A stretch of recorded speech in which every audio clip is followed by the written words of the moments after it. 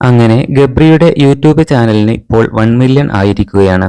ഗബ്രിയുടെ ചാനലിൽ ഇട്ട ആദ്യത്തെ വീഡിയോക്ക് തന്നെ 1 മില്യൺ കാഴ്ചക്കാരാണ് വന്നിട്ടുള്ളത്. ഗബ്രിയും ജാസ്മിനും പാലക്കാടുള്ള ഒരു മൊബൈൽ ഷോപ്പ് ഉദ്ഘാടനത്തിന് പോകുമ്പോൾ എടുത്ത വീഡിയോസാണ് വൈറലായിരിക്കുന്നത്. കാറിലിരുന്ന് ജാസ്മിൻ മേക്കപ്പ് ഇടുന്നതും ഇരുവരും തമ്മിലുള്ള തമാശ കാര്യങ്ങളെല്ലാം ഗബ്രി വീഡിയോയിൽ പങ്കുവച്ചിരുന്നു. ഇരുവരും പ്രതീക്ഷിച്ചതിലധികം ആരാധകരാണ് അവരെ കാണാനായി പാലക്കാട് എത്തിയിരുന്നത്. ഗബ്രി ജോസ് എന്നാണ് ഗബ്രിയുടെ ചാനൽ നെയിം.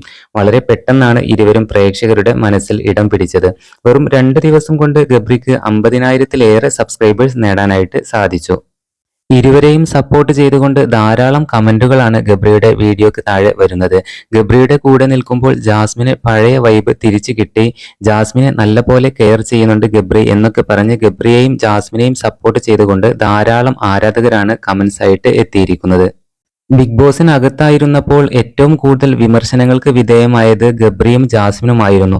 എന്നാൽ ബിഗ് ബോസ് കഴിഞ്ഞതിന് ശേഷം ആ പറഞ്ഞ ആളുകളെയെല്ലാം വാ അടപ്പിച്ച രീതിയിലാണ് ഇരുവരും മുമ്പോട്ട് പോയിക്കൊണ്ടിരിക്കുന്നത് എന്നുള്ളതാണ്.